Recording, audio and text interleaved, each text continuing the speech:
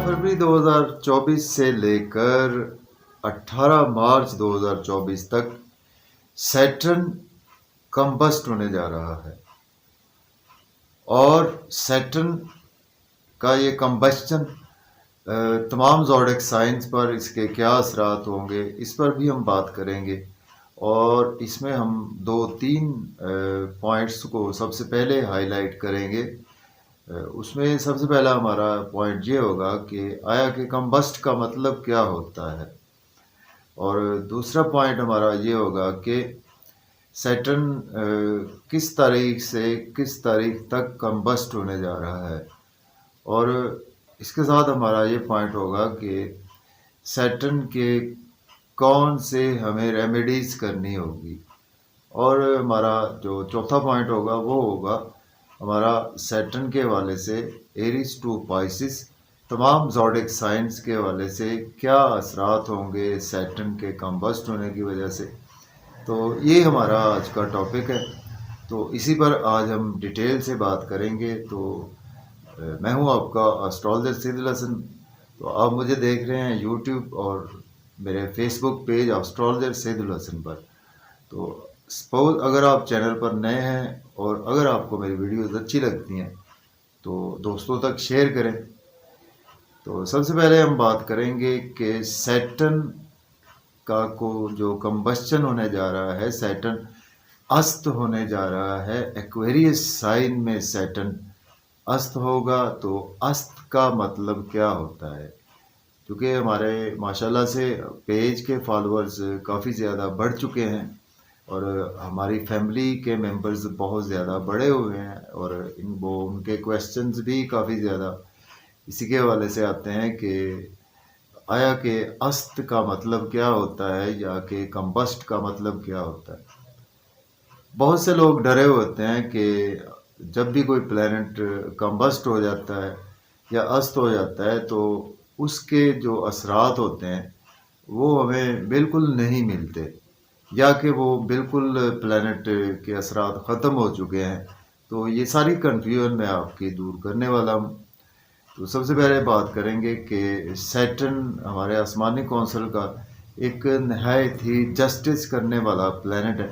तो सैटर्न एक हाउस में 2.5 साल तक क़याम करता है, और सैटर्न की 3 नज़रात भी होती हैं। सैटर्न जिस हाउस में बैठता है वहाँ से तीसरे, 7वें और 10वें घर को देखता है। तो चूँकि इस वक्त सैटर्न एक्वेरियस साइन में अवेलेबल है और सैटर्न एक्वेरियस साइन में स्टिल अभी ये पूरा साल रहेगा 2024 का।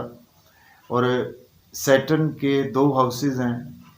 सैटर्न एक्वेरियस का रूलर है और इसी तरह से सैटर्न कैप्रिकॉर्न का रूलर सैटर्न ही है। तो दूसरे नंबर पर मैं आपको ये भी बात बता दूं कि मेरी प्रेडिक्शंस को आप देख सकते हैं थ्रू वैदिक एस्ट्रोलॉजी। इसमें आप अपने लगन मीन्स के असेंडेंट साइन से, और इसके साथ आप अपनी राशि मीन्स के अपने मून साइन से भी इसको मेरी प्रेडिक्शंस को आप देख सकते हैं, क्योंकि सन साइन से हमारा कोई लेना देना नहीं होता वेस्टर्न एस्ट्रोलॉजी से। अगर आप कोई हमारे प्रेडिक्शन देखेंगे तो आपको उसके एक्यूरेट रिजल्ट्स नहीं मिलेंगे। अगर आप वैदिक एस्ट्रोलॉजी से देखेंगे तो आपको एक्यूरेट रिजल्ट्स इंशाल्लाह और गाइडेंस आपको बहुत अच्छी मिलेगी। सबसे पहले बात करते हैं जो हमारा सबसे पहला पॉइंट है। तो अगर आपको ये पॉइंट्स नहीं सुनने तो आप वीडियो को स्किप कर सकते हैं और अपना जो भी आपका ज़ोडिएक साइन है उसका आप देख सकते हैं कि आप पर क्या असरात होंगे और आपको कौन सी रेमेडीज़ करनी होंगी। और अगर आपको बिल्कुल जानना है कि प्लैनेट अस्त क्या होता है, कंबस्ट क्या होता है, तो फिर आप इन स्टार्ट वीडियो को भी बिल्कुल देख सकते हैं, चूँकि ये आपके लिए बहुत ज़्यादा हेल्पफुल रहेगी। तो मैं तो यही कहूँगा कि आप इस वीडियो को टिल एंड तक ज़रूर देखें। तो सबसे पहला हमारा जो टॉपिक है वो हम बात करेंगे कि प्लैनेट अस्त कब होता है। जब भी कोई भी प्लैनेट सूरज से, सियारा शम्स से बिल्कुल या तो 10 डिग्री के अंदर आ जाए, या कुछ प्लैनेट्स होते हैं वो 15 डिग्री के अंदर कंबस्ट होते हैं, कुछ प्लैनेट्स 12 डिग्री के अंदर कंबस्ट होते हैं। तो फिलहाल जो हमारा टॉपिक है वो है सैटर्न है। तो सैटर्न ऑलमोस्ट जब भी सारा शम्स के करीब आता है, मीन्स के उसकी ऑलमोस्ट 12 डिग्री के नज़दीक होता है, तो कम्बस्ट हो जाता है। तो कम्बस्ट का मतलब यही होता है कि सपोज़ जैसे कि एक प्लैनेट अंधेरे में आ चुका है, अंधेरे में जब भी कोई प्लैनेट आ जाता है तो वो हमें नज़र नहीं आता।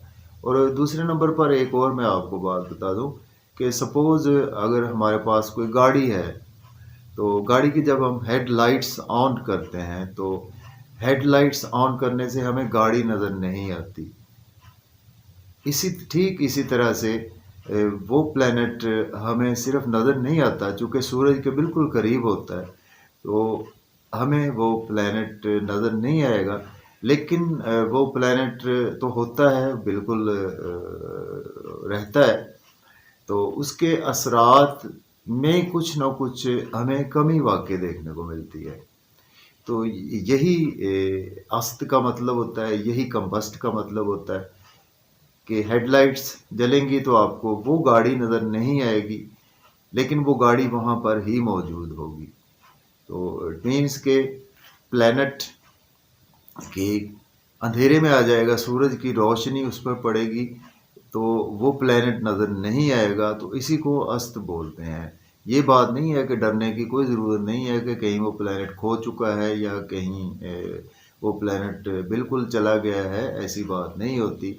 और दूसरा हमारा पॉइंट है कि इसकी हमें सैटर्न की रेमेडीज़ क्या करनी होगी। सैटर्न की रेमेडीज़ में सबसे पहले तो यही बात है कि चूँकि जब भी कोई प्लैनेट अस्त होता है, कम्बस्ट होता है, तो उस प्लैनेट के रिगार्डिंग, चूँकि सैटर्न हमारे कर्म को रिप्रेजेंट करता है, हमारे काम को रिप्रेजेंट करता है, हमारे जॉब और कैरियर को रिप्रेजेंट करता है, हमारे जस्टिस, अदल इंसाफ को भी रिप्रेजेंट करता है।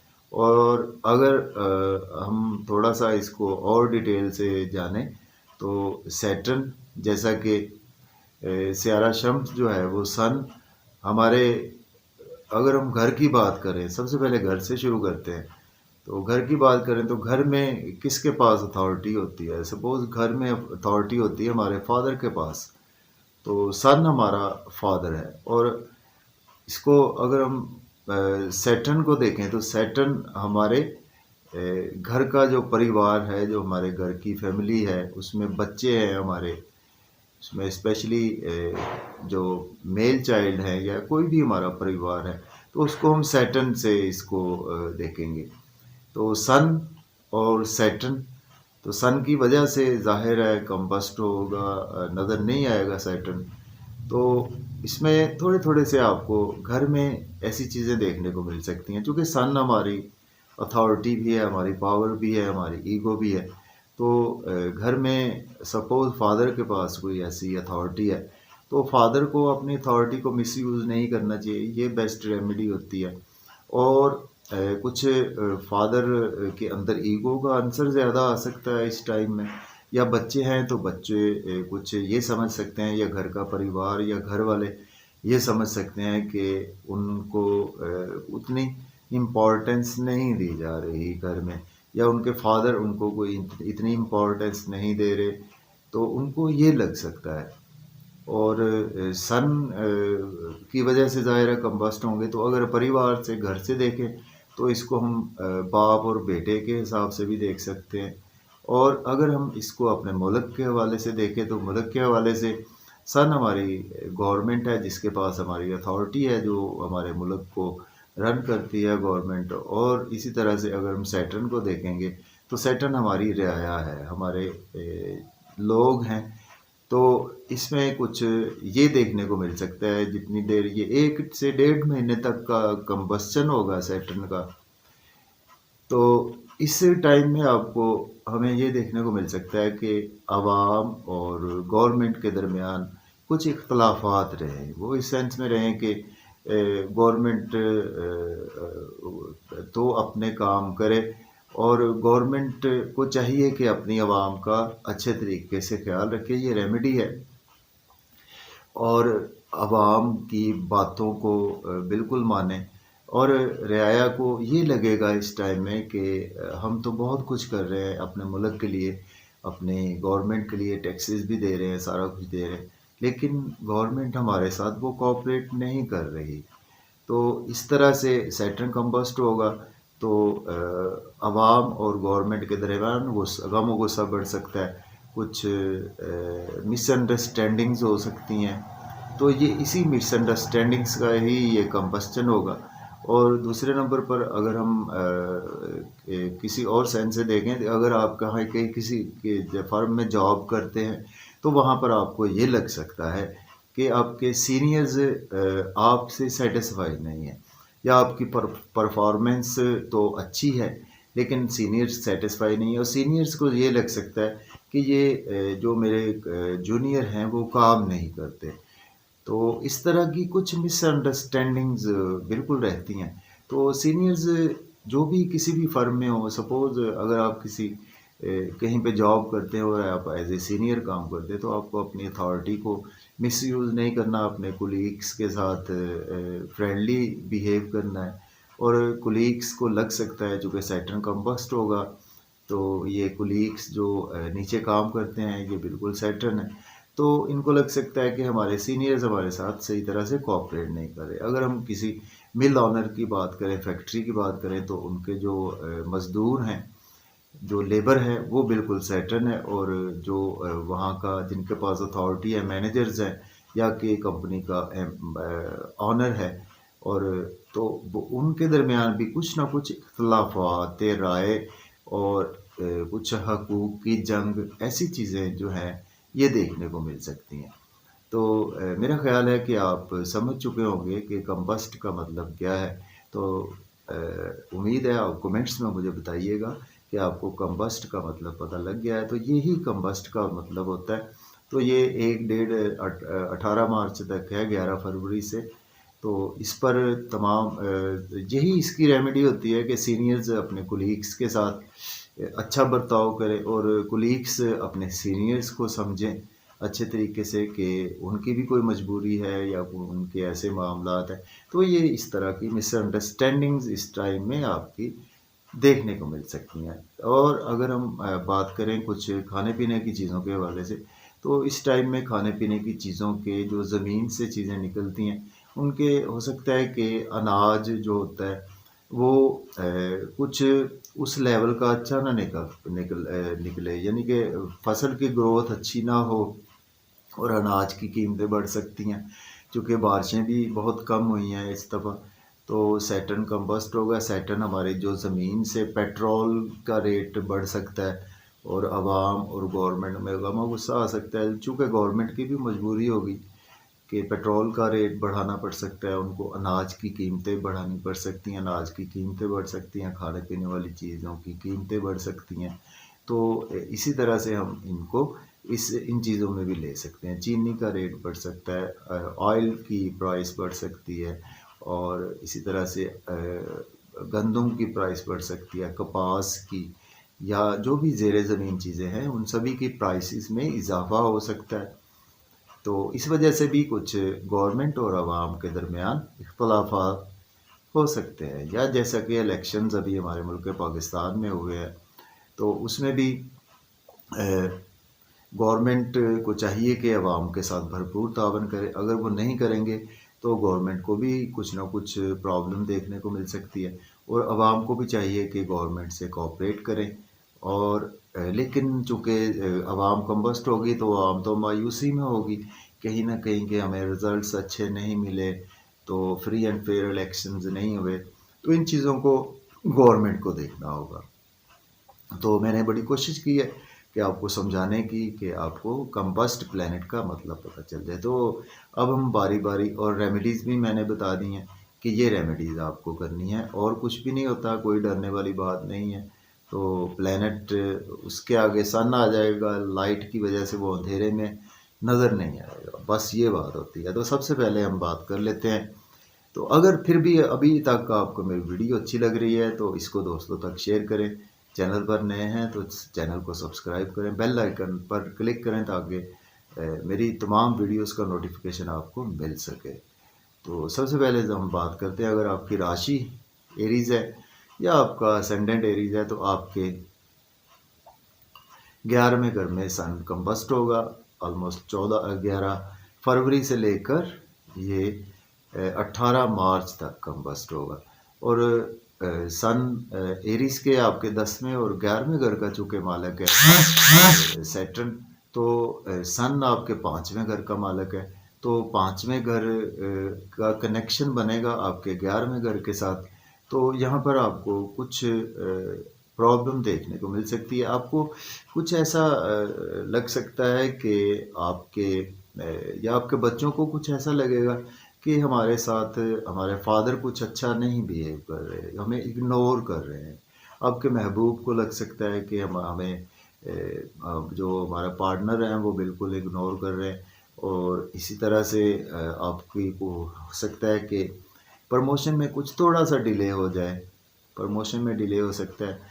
तो आप बिल्कुल रियलाइज़ करेंगे, चूँकि सैटर्न आप आवाम है, तो सन आपका 5वां घर है, तो यहाँ पर आपको कुछ ना कुछ प्रॉब्लम देखने को मिल सकती है। वो थोड़ी बहुत रहेगी, थोड़े अरसे के लिए है, 11 फरवरी से ऑनवर्ड ये 18 मार्च तक, कि आपको कुछ सेटिस्फेक्शन नहीं मिलेगी जॉब और करियर में। आप कहेंगे कि मैं बहुत काम कर रहा हूँ, लेकिन सीनियर्स आपको अप्रिशिएट नहीं करेंगे। और इसी तरह से आप कि कुछ बच्चों के साथ इख्तलाफात हो सकते हैं। बच्चे कहेंगे उनको इम्पोर्टेंस नहीं दी जा रही। तो यही टाइम होता है कि आपने ना कोई नए कामों का आगाज़ नहीं करना चाहिए। तो कुछ इन्वेस्टमेंट ना करें, जॉब को स्विच ऑफ ना करें। तो आपको इन चीज़ों के हवाले से केयरफुल रहना है। अब बात कर लेते हैं टॉरस की। तो बुर्ज सौर वालों के आपके 10वें घर में सैटर्न कंबस्ट होंगे, और सन आपके चौथे घर के मालिक हैं, और सैटर्न आपके 10वें और 9वें घर के दोनों के मालिक हैं। देखें, चौथे घर के मालिक आपके 10वें घर में कंबस्ट होंगे, तो आपको ये लग सकता है कि आपको ना बिल्कुल जॉब और करियर में ना आपका मन नहीं लगेगा। आपको की कोशिश होगी कि मैं जॉब को स्विच ऑफ करने की कोशिश करूं, लेकिन आपने जॉब को स्विच ऑफ बिल्कुल नहीं करना। ये टाइम होगा कि आप मेहनत तो करेंगे, हो सकता है कि आपको उस लेवल का मेहनत का सिला ना मिले, क्योंकि चौथे घर का भी मालिक है, चौथे घर पर भी नज़र होगी। तो आपके हो सकता है कि कुछ फैमिली मेम्बर्स से इख्तलाफात हो जाए, आपके कुछ प्रॉपर्टी के प्रॉब्लम जन्म ले सकते हैं। ठीक है, आप काम करें तो आपको हो सकता है कि कुछ किस्मत का भरपूर साथ ना मिले, 9वें घर के भी मालिक है। कुछ फादर से कुछ उस लेवल की सपोर्ट ना मिले। तो आपने कोशिश करनी है कि इस टाइम को अपने मन पर नहीं लेना और जॉब को स्विच ऑफ ना करें, और इसी तरह से घर में इन्वायरमेंट को बेहतर रखें। और आपकी वजह से इन्वायरमेंट ख़राब हो सकता है, और कोशिश करें कि अल्लाह ताला पर मुकम्मल तवक्कुल रखें, तो इंशाल्लाह ये टाइम आपका बहुत अच्छे तरीके से गुजर जाएगा। तो अब हम बात कर लेते हैं जेमिनी वालों की, या अगर आपकी राशि जेमिनी है या असेंडेंट जेमिनी है इन वैदिक एस्ट्रोलॉजी, तो आपके 9वें घर में कंबस्ट होंगे सन। सन आपके तीसरे घर के मालिक हैं, सन की वजह से कंबस्टन होगा। तो सैटर्न आपके 8वें घर के भी मालिक है, 9वें घर के भी मालिक है। तो किस्मत के घर में ये कंजक्शन होगा। आपको कुछ ऐसा लग सकता है कि मुझे ना किस्मत मुझे साथ नहीं दे रही, मैं बहुत मेहनत कर रहा हूँ। कुछ आप टीचिंग में मेहनत कर रहे हैं, कुछ आप ऐसे स्पिरिचुअल कामों में मेहनत कर रहे हैं, हीलिंग में मेहनत कर रहे हैं। तो आपको लग सकता है, या यूट्यूब पे काम कर रहे हैं, फेसबुक पे काम कर रहे हैं, तो आप कह रहे हैं बड़ी देर से मैं तो काम कर रहा हूँ, लेकिन इसके रिज़ल्ट्स नहीं आपको मिल रहे। तो मिलेंगे आपको रिज़ल्ट्स इसके इंशाल्लाह 18 मार्च के बाद आपको मिलेंगे। आपको ये चीज़ें ले हो सकती हैं, आपने मन पर चीज़ों को नहीं लेना। या आपको हो सकता है कि कुछ आप बर्डन आप पर ज़्यादा फील हो, मेहनत आप करें लेकिन आपको मेहनत का उस लेवल का सिला ना मिले। या आप कुछ बैंकिंग सेक्टर में जॉब करते हैं, तो आपके सीनियर आपकी परफॉर्मेंस से सेटिस्फाई ना हो, ठीक है ना। तो आप, या कुछ ऐसा काम है आपका कुछ आईटी से रिलेट, या आप कोई ट्राई करें अब्रॉड के लिए, जैसे कि हायर लर्निंग के लिए आपको अपॉर्चुनिटी ना मिले, अपॉर्चुनिटी मिलते मिलते रह जाए, तो ये ऐसी चीज़ें आपके साथ बिल्कुल हो सकती हैं। तो आप इन चीज़ों को थोड़ा सा मेंटली प्रीपेयर होकर देखें, तो ये इंशाल्लाह 18 मार्च के बाद फिर चीज़ें आपके फेवर में आना शुरू हो जाएंगी। बात कर लेते हैं कैंसर की। तो अगर आपके बुर्ज सरतान है, राशि या असेंडेंट है, तो आपके 8वें घर में सैटर्न कंबस्ट होंगे, और सैटर्न होंगे सन की वजह से कंबस्ट। सन दूसरे घर का मालक है आपके, और सैटर्न 7वें घर का भी मालक है। तो ये टाइम होगा कि आपको लग सकता है कि आपके कुछ देखें 7वें घर का भी मालक है ना, तो कुछ फैमिली में आपके मिसअंडरस्टैंडिंग्स हो सकती हैं कि आप कहें कि फैमिली वाले तो मुझे बिल्कुल इग्नोर कर रहे हैं, या कि आपके कुछ आप मेहनत तो बहुत ज़्यादा कर रहे हैं लेकिन आपको उसका रिवार्ड नहीं दे रहे, आपके सीनियर्स रिवार्ड नहीं दे रहे, आपके फैमिली मेम्बर्स रिवार्ड नहीं उस चीज़ का दे रहे। तो मैं पैसे भी कमा रहा हूँ लेकिन फिर भी मुझे घर में रिस्पेक्ट नहीं मिलती। तो आप कुछ इस तरह की आपके साथ बिहेवियर्स आपको फील करने को मिलेंगे। तो अपने अपनी फीलिंग्स को स्ट्रॉन्ग रखना है। आपके हो सकता है कि इन लॉज के साथ कुछ आपके थोड़े थोड़े से रिलेशन यहाँ पर ख़राब हो सकते हैं। तो यहाँ पर आपकी कुछ खाने पीने में आपने काफ़ी ज़्यादा एहतियात से काम लेना है। आपने कोई बिज़नेस करते हैं, बिज़नेस में इन्वेस्टमेंट नहीं करनी यहाँ पे। अपने स्पाउस से भी कोई भी लड़ाई झगड़ा करने से अवॉइड करना है। तो आपको कुल मिलाकर इन चीज़ों के हवाले से केयरफुल रहेंगे तो इंशाल्लाह आपके लिए ये 1.5 महीना बहुत अच्छे तरीके से गुजर जाएगा। तो अब हम बात कर लेते हैं लियो की। बुर्ज असद अगर आपकी राशि है या असेंडेंट है, तो आपके 7वें घर में सन कंबस्ट होंगे। सन आपके सॉरी सैटर्न कंबस्ट होंगे। सैटर्न आपके पहले 7वें घर के मालक हैं, छठे घर के भी मालक हैं। तो पहले घर में बैठकर सन कंबस्ट करेगा, तो आपके कुछ आपके लग सकता है कि आपका जो है ना स्पाउस आपको इम्पोर्टेंस नहीं दे रहा, बिजनेस पार्टनर्स आपसे सेटिस्फाई नहीं है। तो इसमें आपने कोई नया काम नहीं स्टार्ट करना, स्पाउस से आर्गूमेंट नहीं करने, कोई शादी का इवेंट नहीं रखना, कोशिश करनी है कि लेकिन छठे घर के भी मालक हैं। तो यहाँ पर ये है कि आप दुश्मनों पर आप बहुत ज़्यादा हैवी रहेंगे इस टाइम में। इस टाइम में आप बिल्कुल कर्जा भी उतार पाएंगे।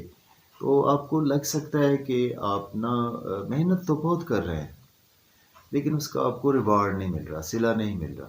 तो इन चीज़ों की फीलिंग्स आपके अंदर आ सकती हैं, या आपके सब आपकी स्पाउस आपसे सेटिस्फाई नहीं हो रहे, या आपको अपनी सेहत का भी थोड़ा सा यहाँ पर ख्याल रखना होगा। छठे घर के भी मालक हैं सन सन सैटर्न आपके, तो कंबस्ट होने जा रहे हैं सन की वजह से, पहले घर से होंगे।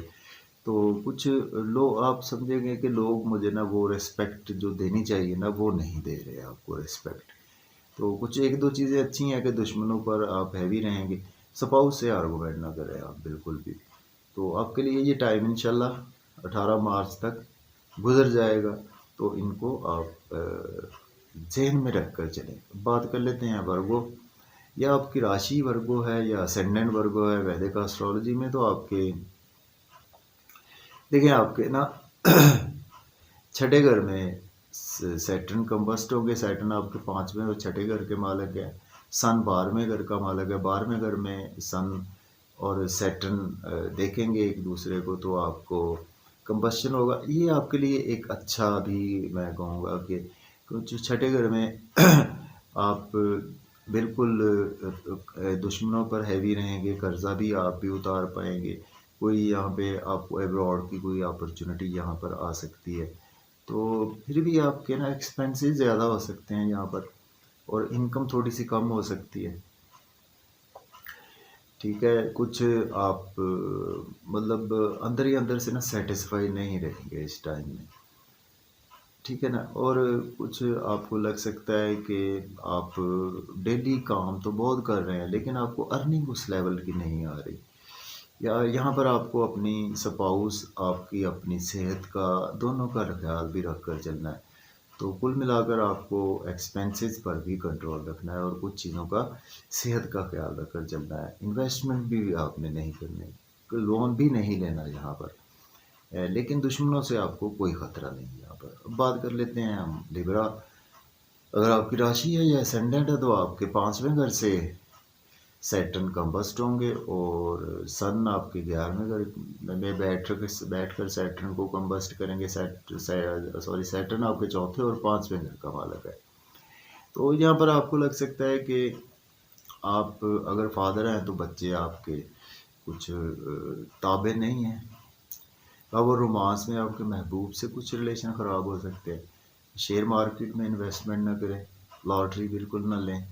गवर्नमेंट से कोई भी काम है तो उनको बहुत देखभाल कर करें। बड़े बहन भाइयों से आर्गूमेंट ना करें, दोस्तों से आर्गूमेंट ना करें। तो यहाँ पर आपकी कुछ चीज़ें एक दफ़ा स्लो हो जाएंगी इस लेवल की। फिल्म मीडिया में है कुछ ऐसे, पॉलिटिक्स में है, तो चीज़ों में थोड़ी थोड़ी रुकावटें आना शुरू हो जाएंगी और आप मतलब मन ही मन में ना चीज़ों को कोसते रहेंगे। तो इन चीज़ों का ख्याल रखें।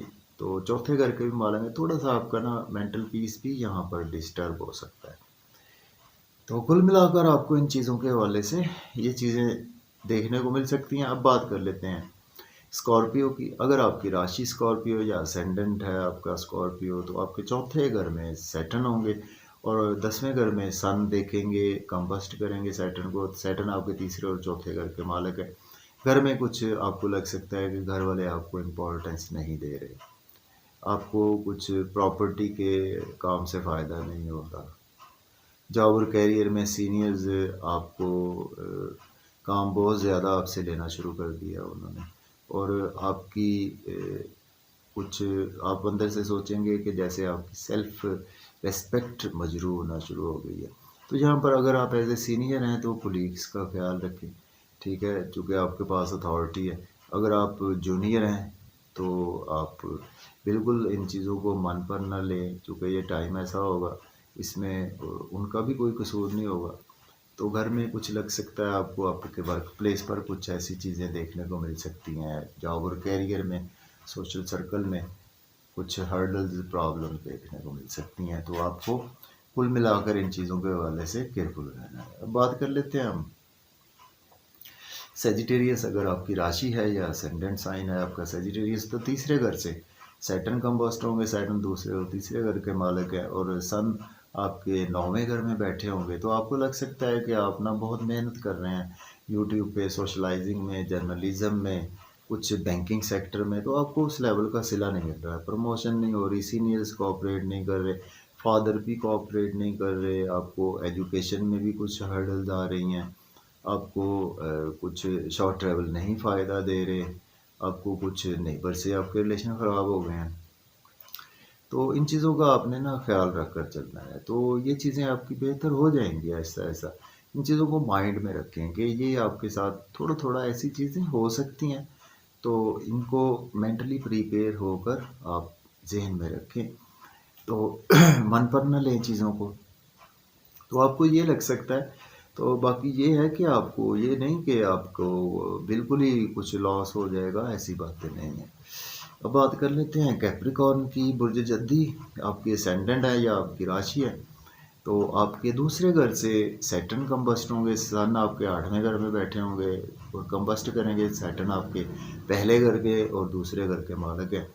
तो आपके लिए मैं कहूँगा कि यहाँ पर फैमिली में आर्गूमेंट ना करें किसी से, फैमिली के साथ मिलकर बिजनेस ना करें, फैमिली के साथ मिलकर गाड़ी ना चलाएं, आउटिंग पर कम जाएं और खाने खाने से भी एहतियात से खाएं, स्पाइसी फूड और ज़्यादा हैवी डाइट ना खाएं, हेल्दी डाइट खाएं।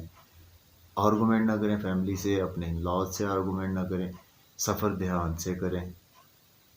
तो आपको लग सकता है कि आपके इन लॉज या फैमिली आपके कुछ आपसे गलत डिसीजन हो सकते हैं, जहाँ पर किसी को पैसे उधार ना दें। तो आपको कुल मिलाकर ना इन चीज़ों के हवाले से ज़रा ना केयरफुल भी चलना होगा।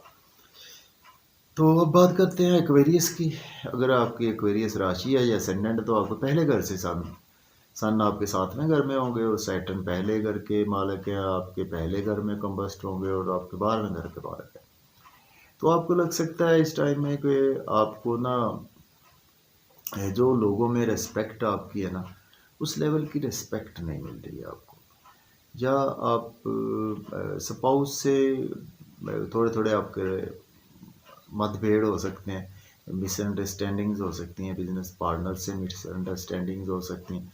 बिजनेस ना करें इस टाइम में कोई नया कारोबार शुरू ना करें, और पार्टनर से कोई आर्गूमेंट ना करें, स्पाउस से आर्गूमेंट ना करें।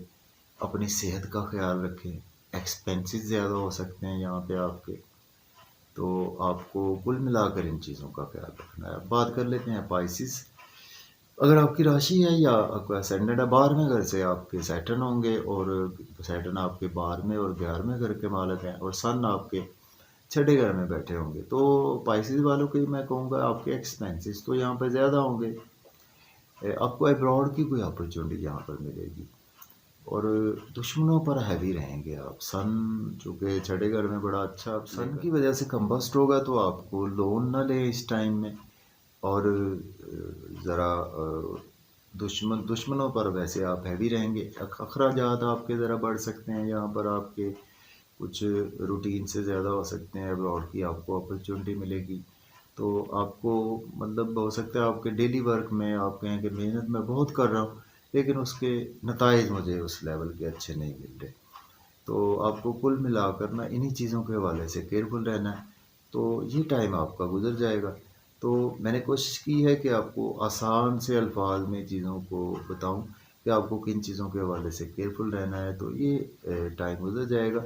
लेकिन कोई भी प्लैनेट, स्पेशली सैटर्न हमारे कर्म का, जॉब और कैरियर का प्लैनेट है, तो आपको जॉब और कैरियर में थोड़ी थोड़ी सी हर्डल्स हर ज़ोडिक साइन को देखने को मिल सकती है।